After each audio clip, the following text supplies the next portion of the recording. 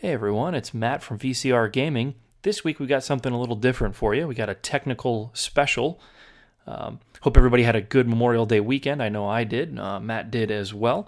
And this week we're actually going to give you an episode that I recorded a couple weeks ago. It's a very in-depth, nerdy geek out session, if you will, about a little bit about how I like to set up my gaming room.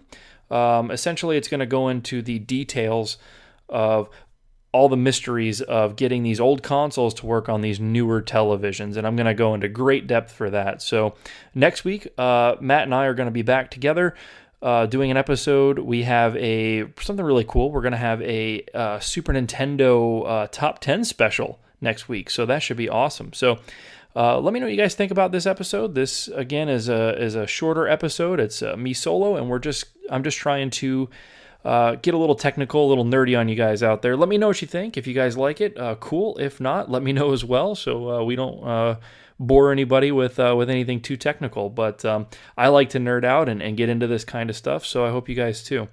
All right, without any further ado, here is the episode. Enjoy.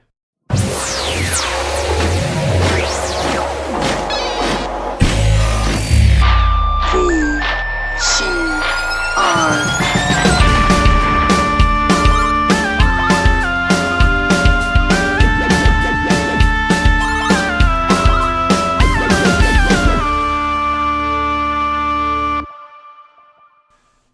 Hey everyone, welcome to this technical special episode of VCR Gaming. I am flying solo today for this one as I nerd out with everyone. My name's Matt. Matt, I'm as Razubi refers to as Butler, or also Killa Bees on the show. So today I want to take some time here just to quickly go over something that's pretty neat that I've recently gotten my grubby little hands on, and it's a big help to retro gamers trying to play on modern televisions. Now, one of the problems with playing all these retro video game systems on your modern TVs is the fact that your modern TV may not even have the proper connections to hook these systems up, and if it does, it's likely that it's not really set up to utilize the resolution that a lot of these older systems, output. And some TVs I've noticed Samsung's a little bit better about it, and they do actually have the ability to see these lower resolutions. However, their upscalers are a little lackluster. So what you end up with is a whole bunch of lag, essentially. So you really aren't able to, properly play these games on these systems. Now, let's kind of break it down a little bit. What is an upscaler? What do I talk about when I say upscaler? Well, what happens is with most of these retro video game consoles, pretty much anything prior to the Dreamcast, they like to output in what's called a 240p resolution. This is about 1/4 of our normal HD 1080p resolution that we're used to. So you can imagine nobody wants to look anything like that anymore nowadays. That's why TVs don't really accommodate this, as it's essentially a dead technology. Well, if you're listening to this podcast, you don't believe that it's dead, obviously. So let me break it down. So what you have to do essentially is upscale, which essentially just multiplies the pixels, the size of the pixel. So 1 pixel in 240p to go to 1080p is approximately, and this is just an estimation, I know that there's a little bit more specific math to it, but approximately it's a 4-time integer, okay? So it scales up 4 times.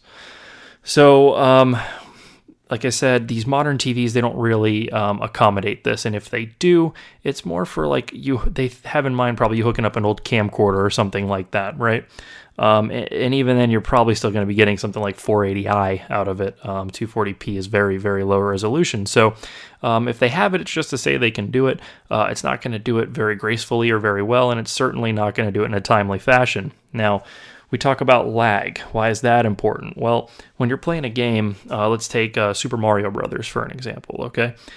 When you push the jump button on Super Mario Bros., the A button, you expect him to respond immediately. It's what you're used to. It's what you came up with, okay? In the old days with CRT televisions, or tube televisions as they're sometimes referred to, it's all analog signals, so it happens pretty much immediately. There's nothing you can notice as a human being, okay? It's immediate as far as you're concerned, and this is what you're used to. This is the feeling you're used to. You literally have a feel for it. You have a muscle memory, okay? Well, if you play it on a modern TV that even allows you to hook it up to begin with in the first place, which is a feat, if it does, a lot of times you're going to get where you hit the button and then he jumps. Not at the same time. There's literally a decipherable, noticeable difference, and you're going to really have a hard time trying to accurately play and enjoy it. I personally have a Samsung TV in my living room that I can hook up these two 40p consoles to, and it will play them, and there is a slight delay. I will admit it's not terrible. It is definitely not terrible. The lag, it is, I guess, in the realm of playable, but there is a lag, and I hate it. I can't stand it. There's other issues as well. The other problem with these older systems and hooking up a modern TVs is the actual method that they're using to get the video onto the screen. Now, what you probably remember is having like this little box and this little coax screw-on hookup that came off of, say, like your NES or your SNES or your Genesis or Master System or what have you, even Nintendo 64s. Heck, I think you get an RF modulator pretty late into the game. I know PS1, there was an option for it. I know, like I said, Nintendo 64. I even think you could get one for the Dreamcast. I don't know why in God's name you would want to do that, but these are called RF modulators. And essentially what they did is they hooked up to the coaxial input for essentially an antenna for your TV. Now, this technology is long gone. Modern TVs really don't have this capability, as they're looking for a digital signal as opposed to an analog signal through this coaxial input or this RF input. Radio frequency is what RF stands for. So you're not able to actually even hook them up this way on the modern TVs. You'd have to get an older TV that would be able to support this. Now, this is a very, very regarded as a very, very rudimentary, or I don't even know if that's the right word. It's piss poor, plain English. Okay, it's terrible. Basically it's being asked to put your sound information, your color information, your scan information, your everything that makes the picture up all through one cable. So you can imagine that everything's kind of going to have to be scaled back for that to work. Now, this is, you may not have noticed it as much on older TVs back in the day. I certainly can, but I'm a nerd like that, and if you can too, then, welcome to the club. But it is pretty terrible. You get, you don't get very crisp lines around your character or your pixels. You get sort of like almost like a rainbow color effect kind of coming around them. Again, it's very blurred edges with color bleed, as they call it, going around, and it's less desirable. The sound quality is wretched. We may have made do with this back in the day, but it certainly doesn't cut it today, and it's increasingly hard to hook up. There are some adapters and some things like that you can get off Amazon, but why? There's so many other options out there. Now, the next thing that we had here in North America was what they call composite hookup. Composite is the red, white, and yellow RCA cables that you're used to seeing. In the U.S., this was essentially the pinnacle of audiovisual technology until S-Video came around, or at least came on board, and it never really made it large here, but this was typically what you would see. Now, this is a little bit better, as it has now split out the audio, the red and the white cables, from your video signal, so you regain some fidelity, some bandwidth, if you will, almost. It is analog, so bandwidth doesn't exactly correlate, but think of it that way. It's not eating up as much as the pipe. So with that being said, it's better than RF. I would definitely, I still have maybe one console that's using it right now. In a pinch, it'll get you by. It's not terrible. So, you've got that. Then along came S-Video, and both of these are sort of dead technologies now. This is what I was referring to, that some TVs may still have the capability to hook these systems up. This is typically what it's going to be. If it's going to either be, more than likely it'll be composite. You'll have the white, the red, and the yellow. You may see some S-Video, although S-Video is now dead. But this was sort of the pinnacle here in North America. So what you've actually got then, if you wanted to step it up a notch, or if you were a AV geek or aficionado in the 90s, especially the mid 90s to late 90s, you would be aware and probably be trying to use S-Video. So S-Video took it a step further. It not only is requiring the two white and red audio cables for sound, and they're broken out, but it actually breaks your video into two cables or two pairs as well.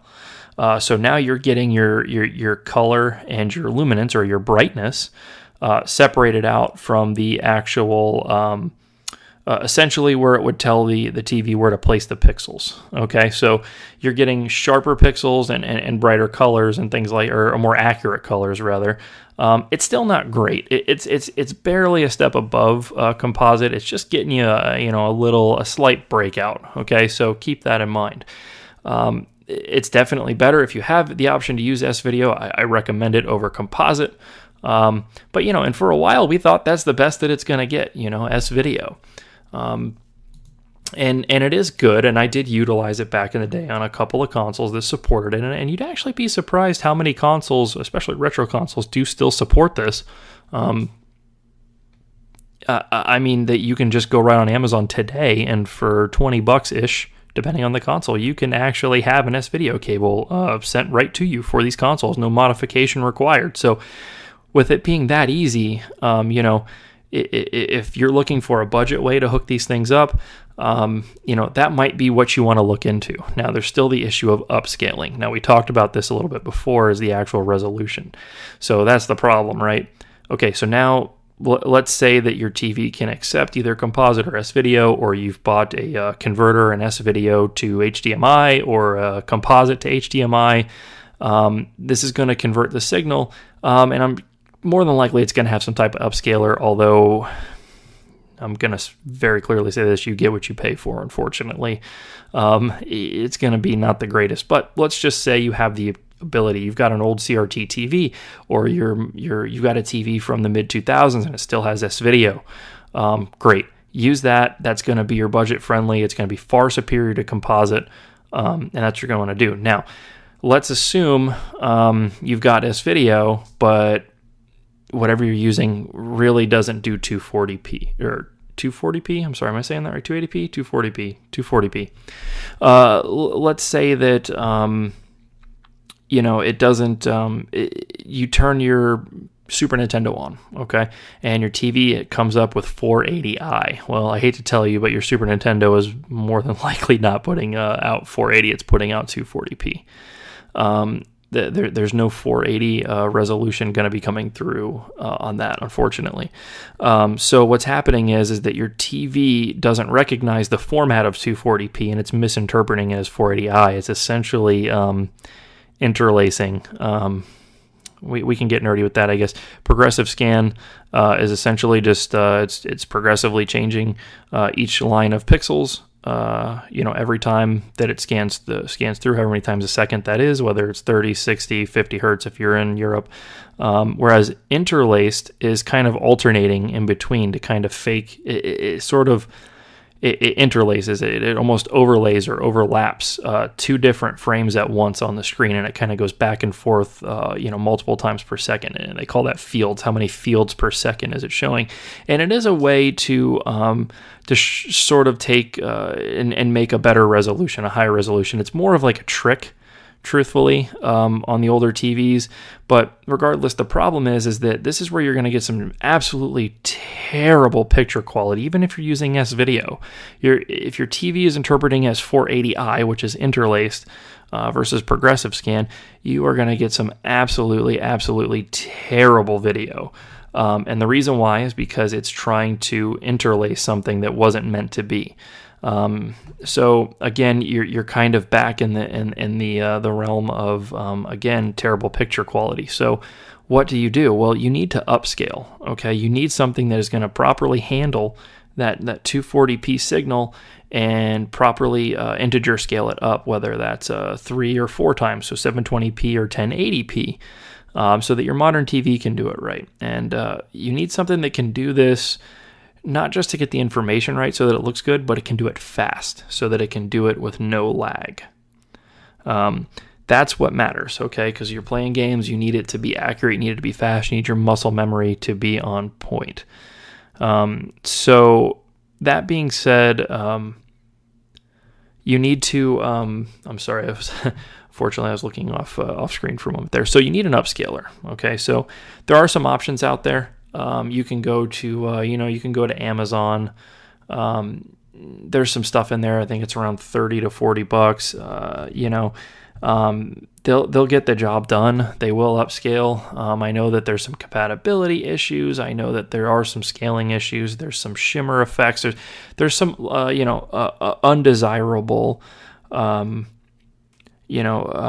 there's some undesirable qualities to them. Okay, so again, this is an instance where you get what you pay for, but generally they will get the job done, and it may work for you. And if that's what all you want, or your level of commitment to gaming, then hey, you're far beyond most people that want to play old games or think they can hook them up to a modern system. You've already done very well by the fact that you're even upscaling it properly. So, and that's great.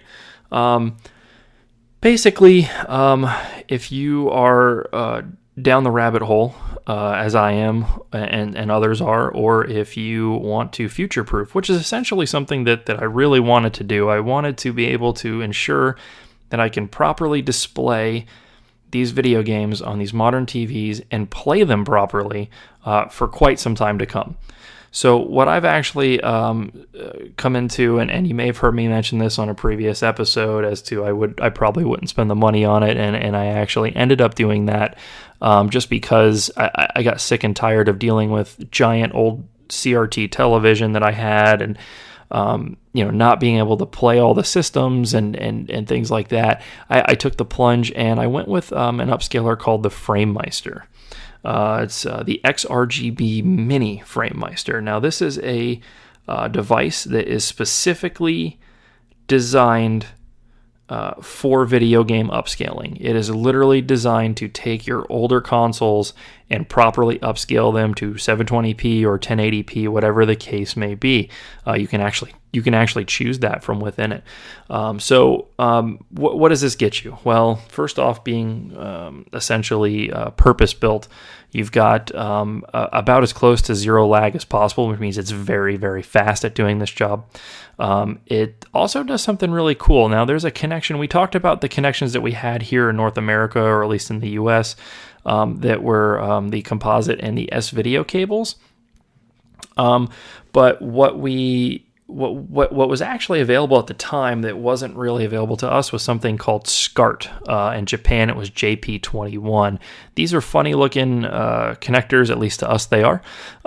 They're rectangular, large, and they have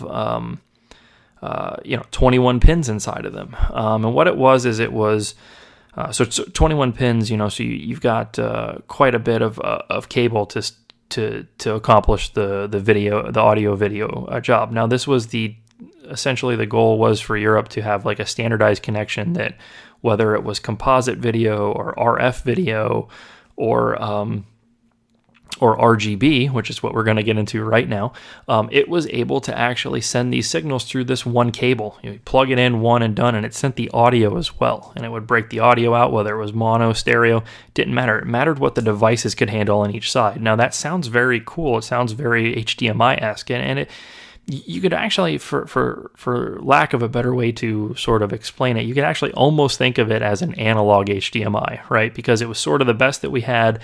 It would essentially support the best that either side could support, right? Whether it's the VCR, even I think DVD players when they first came out could utilize it, or video game systems, whatever they could do, whatever the best it could do and whatever the best the TV could do, it would provide it to it.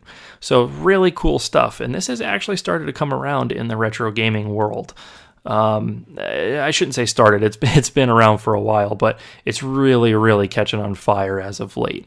And I know this because it took 3 months after I ordered my Framemeister before it showed up, because it is such a popular item right now.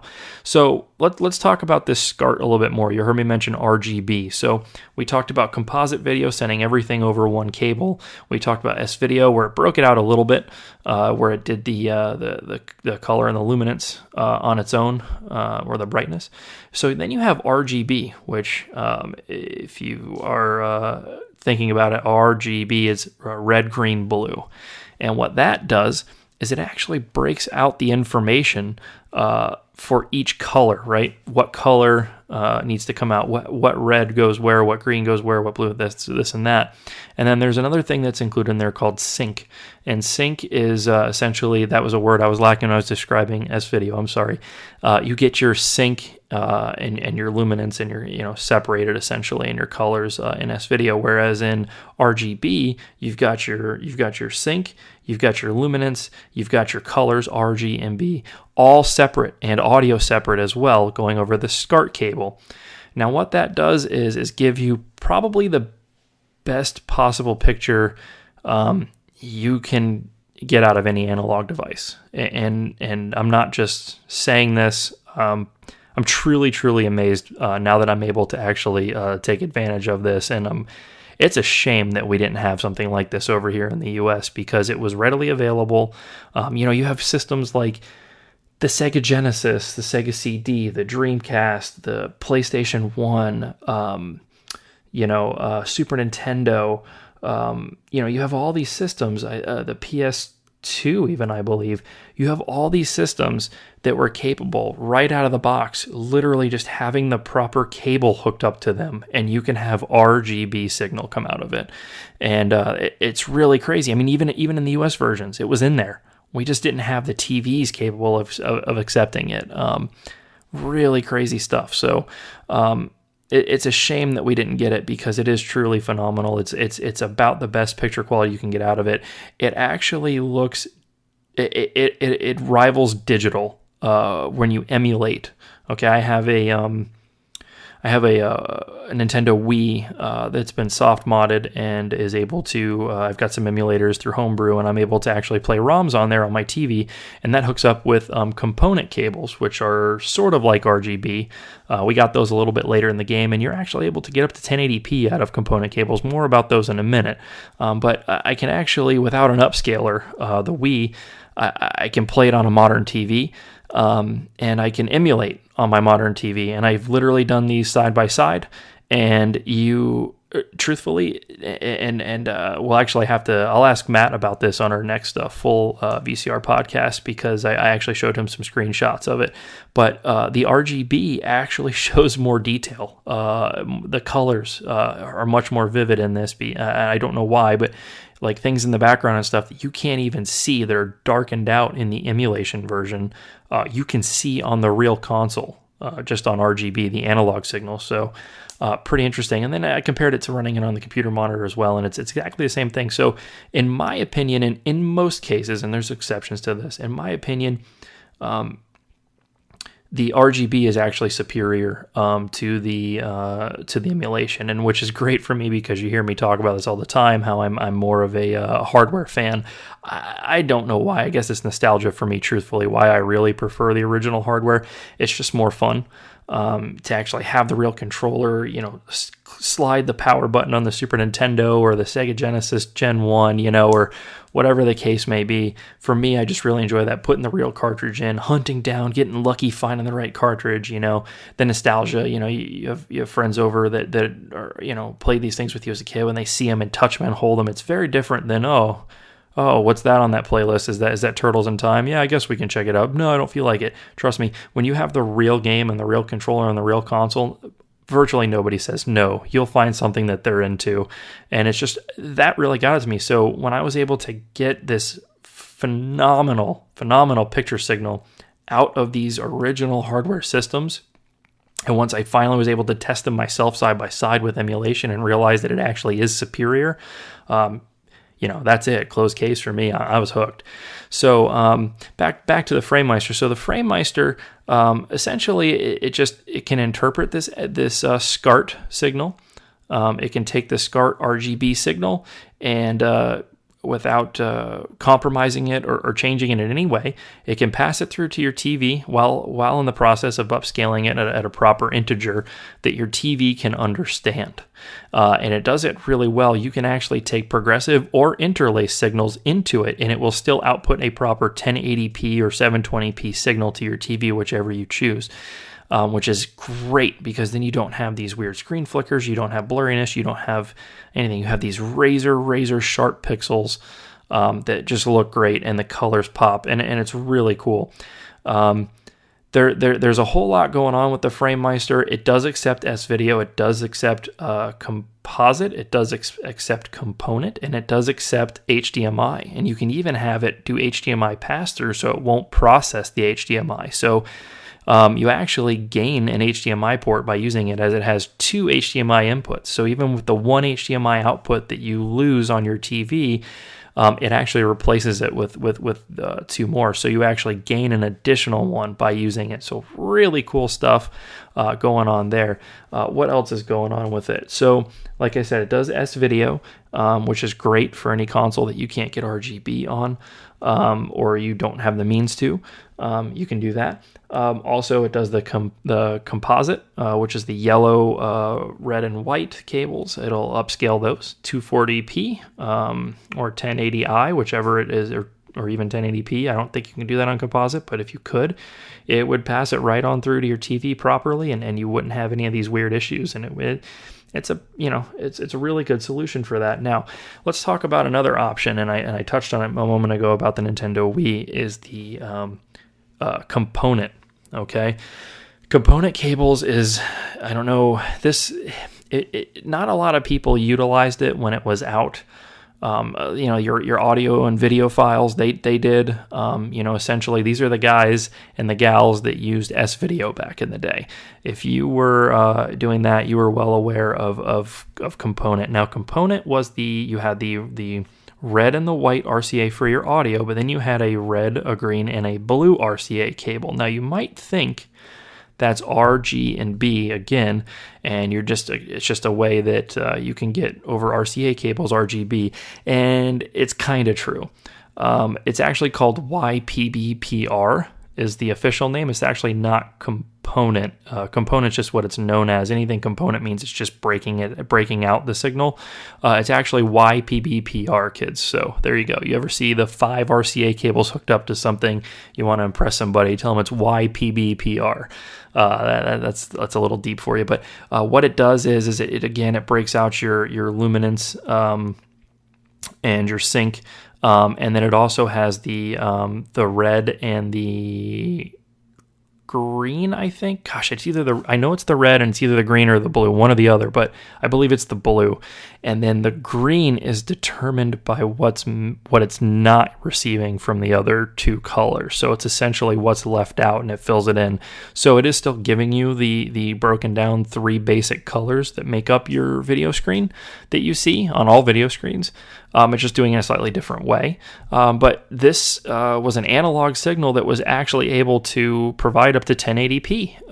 And honestly, I've never really seen a difference between using an HDMI cable and that on 1080p, which is great. Just, it is limited to 1080p. That's kind of where it drops off. So pretty neat. So, and it can accept that as well. Now in Japan, things are a little different in Japan, and the Framemeister comes from Japan.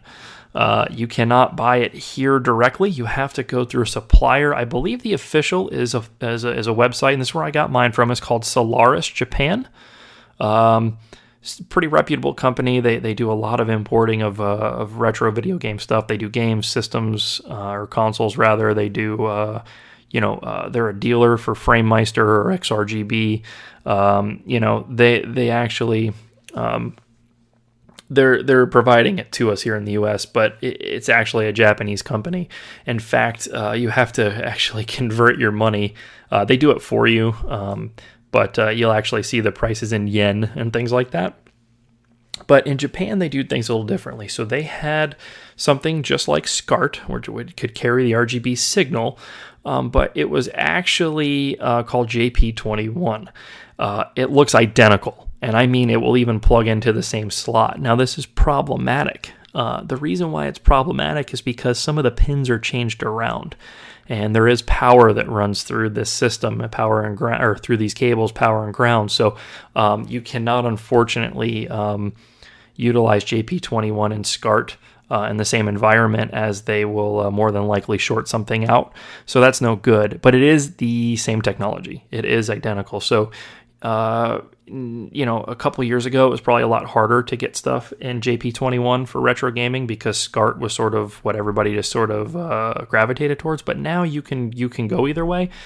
But it's really recommended that you pick one and stay with one. So if you go JP21, you need to stay JP21. If you go SCART, you need to stay SCART. And I say that just because you could run the risk of confusing something and possibly damaging systems. But also, you're going to be dealing with a lot of weird issues. You're going to need multiple SCART switchers and things like that, and you really don't want to do that. So my advice is to pick one and stick with it. I still think that even though there's JP21 stuff out there right now, I personally feel that the SCART is the more readily available option. So I would definitely recommend that. That's what I went with. So now in Japan, not only is that different, but their component stuff was different too. In Japan, they had component, but it was actually through a connection called a D terminal. It's this small rectangular. It almost looks like a serial port, like that you would see on like old computer stuff, or if you're in the IT industry, you'll see them a lot on switches. It kind of looks like a real funky version of that, and essentially it is still just YPBPR. There's nothing different about it. In fact, I was able to order my Framemeister with a D terminal to YPBPR RCA cable converter for, I think it was just a few dollars. It was not very much to add on. So again, I think that was just a way for them to standardize everything into one plug, sort of like I guess you could think of it as like a JP21 2.0. But that's what they had, was D terminal, and that's what the Framemeister utilizes. But you can very easily get your hands on an adapter and convert it out.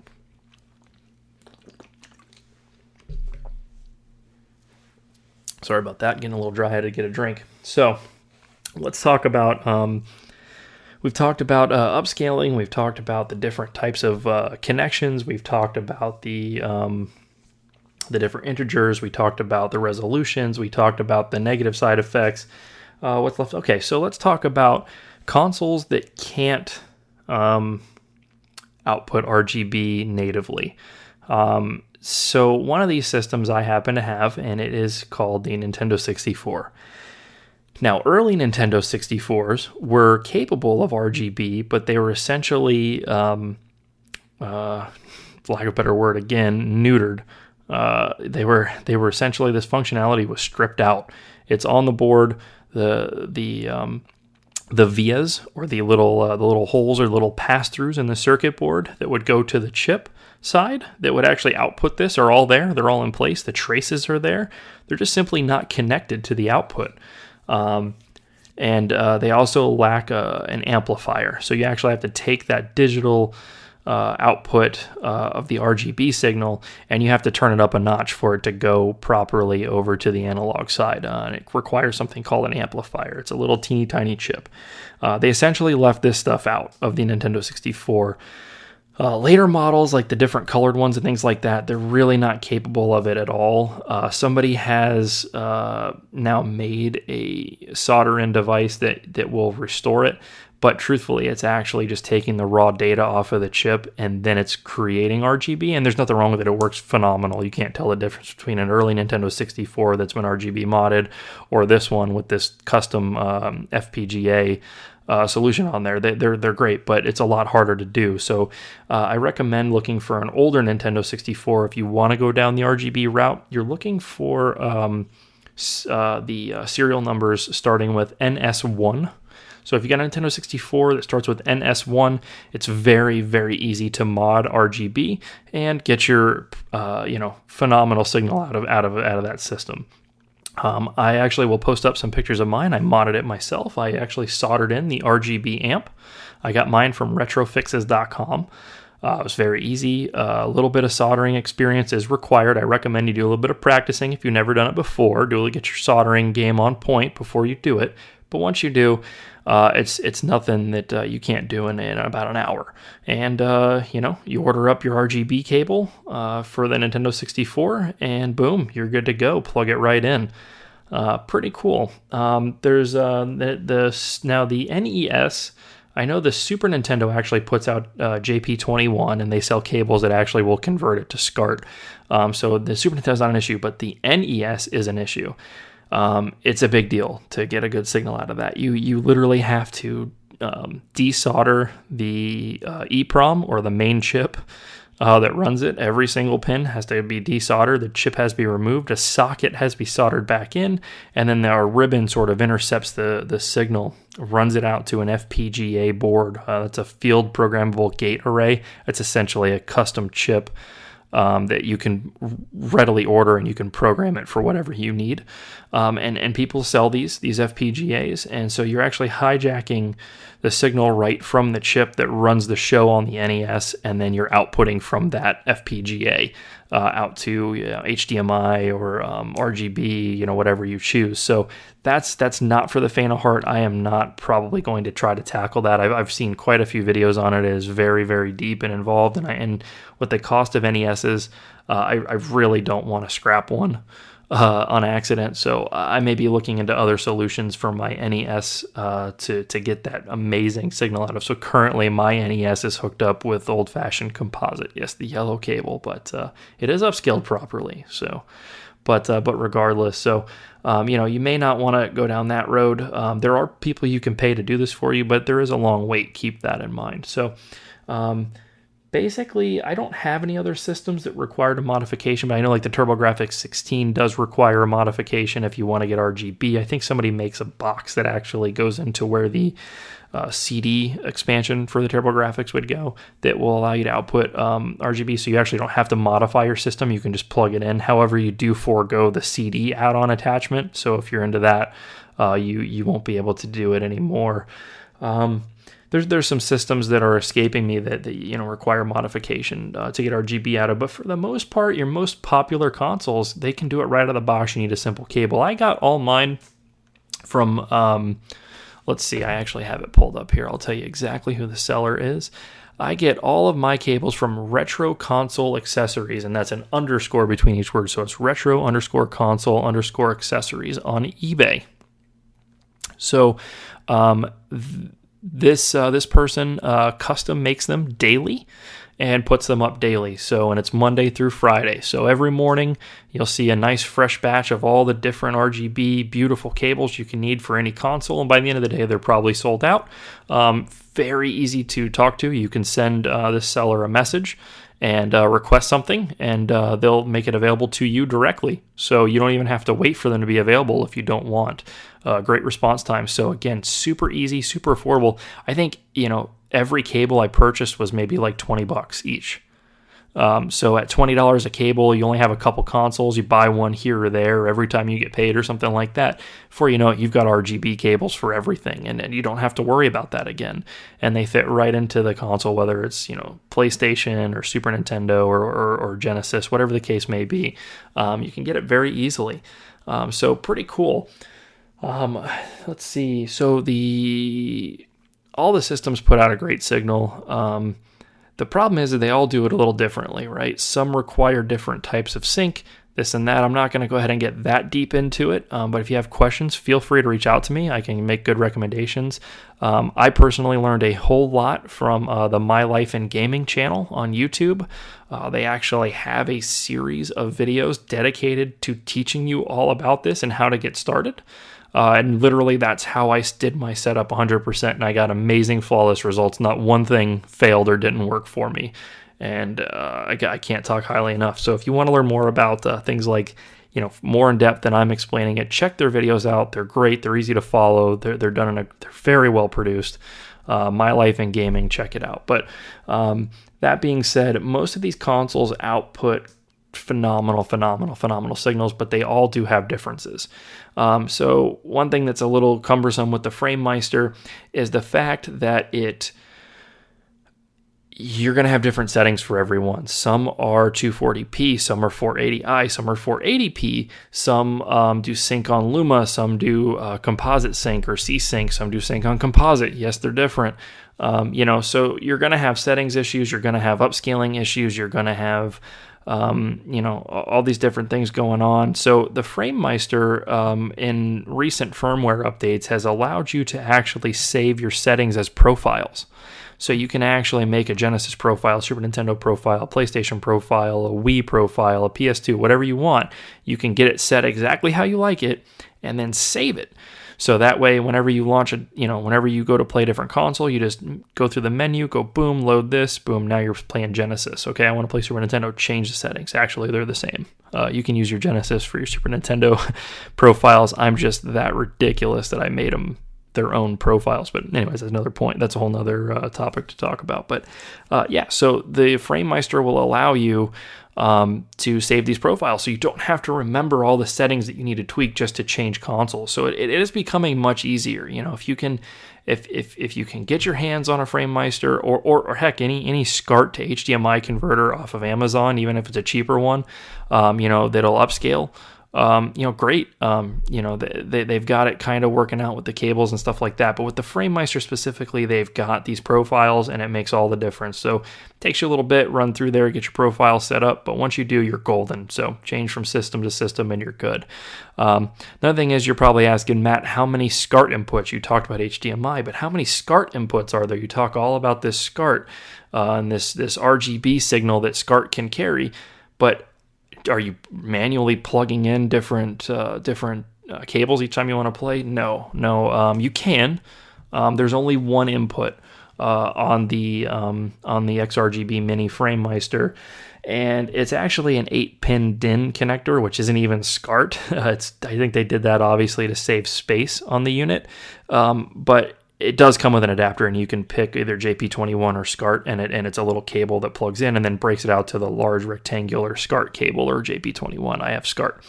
And then from there, you could plug in your systems and switch them manually if you like, which is a little bit cumbersome. I actually took it a step further. I went a little bit nerdier, and I was able to get a G-SCART, which is an automatic SCART switcher. Essentially, it's got eight ports on it that you can plug SCART cables into, and as you turn a system on, it will switch from one to the other automatically. And then I port that into the Framemeister. Now, these are a little hard to get your hands on, I'm not going to lie. If you want a new model, and the new ones are very sweet, it's going to set you back, I believe, around $250, somewhere in that neighborhood. And also you have to wait for him to be accepting new orders, which is roughly every 3 months, and you've got to beat everybody to it and get your money in, and then it takes 3 months to get it. So these are not easy. There's this one guy that makes these, he's very reputable, he's very knowledgeable. I've actually was able to speak with him on the Assembler Games forum, back before it went down a month or two ago. I was actually able to even speak with him, and a whole lot of knowledge there, very, very trustworthy and reliable, and he puts out a great product. Now, I got lucky. I was in between his batches, and I didn't want to wait. I just so happened to find an older version of one of his G-SCART switches on eBay for about half price.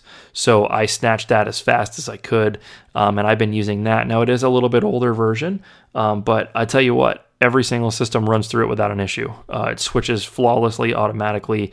I can't talk highly enough about it. Now, there are some other ones out there that you can get off Amazon. Bandridge is a very popular name. It's a name brand SCART switcher, and they're very good. They just lack inputs. You can't get 8 like you can with the G-SCART. The ones that do have 4 and 5 inputs, they're not automatic switchers, they're manual.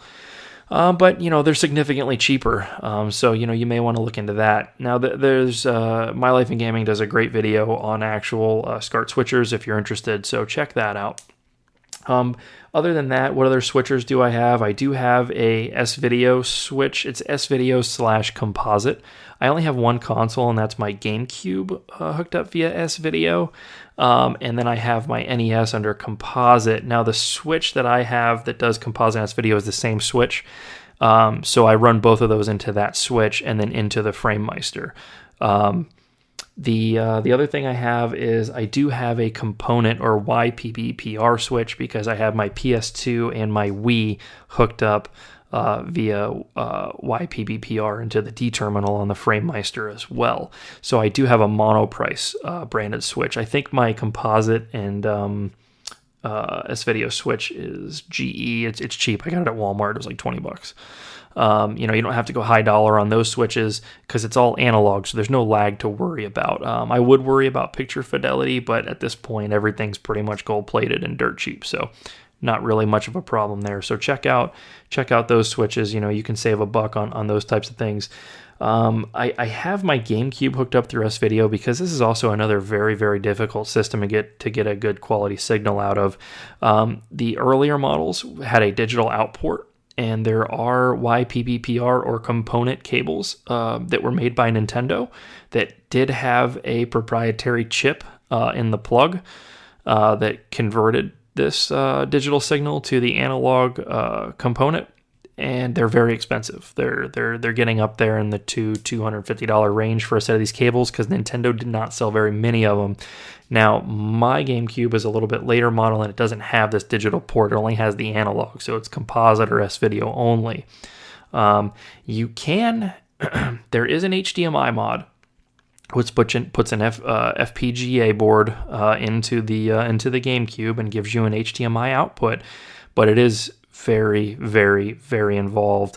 I think for around $113 shipped.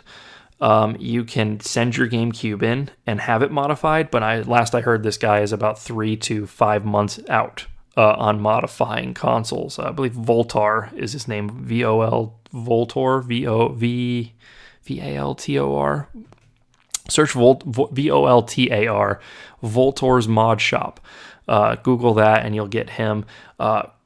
Great dude in the industry, does a lot of really neat stuff, designs his own chips and things like that, his own boards. But he's one guy, so he's a little bit backed up, and it is pricey to modify the GameCube. So I'm just running S-Video through it for now. I don't want to go through all that, and also I have one of the first gen Nintendo Wii's that has the GameCube controllers and memory card slots and things like that. And I just use that because that gets me YPBPR 480p signal right to the Framemeister. So it's already phenomenal GameCube compatibility and gameplay, far better than the S-Video. So really the GameCube is hooked up just to say it's hooked up, but it's more for show. At this point, I typically play on the Wii so that I can have that good picture quality. And the Wii is essentially a beefed up GameCube.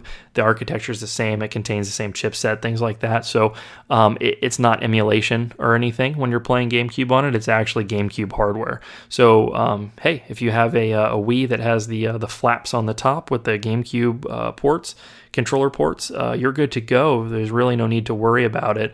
You can't use the Game Boy and Game Boy Advance player that you can attach to the bottom of your GameCube with the Wii, unfortunately. So if you utilize it for that, you may want to actually look into getting your GameCube modified or hunting down those cables if you have a digital port version.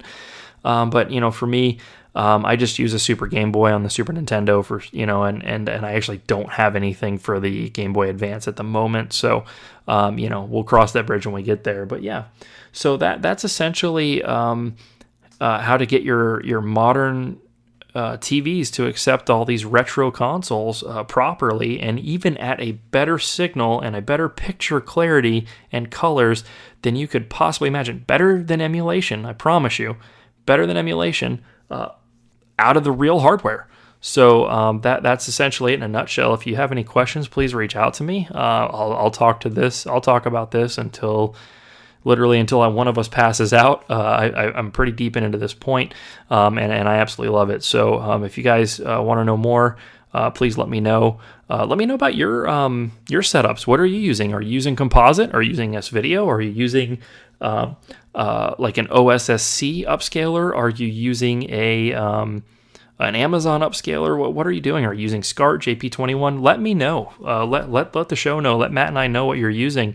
I'd love to hear it. I'd like to see, tweet me out or Facebook us your pictures of your gaming setups, your gaming rooms, man. I'd love to see that. I'll send some updated pictures of my gaming room out here in the next few days for you guys to take a look at and kind of see what I'm working with.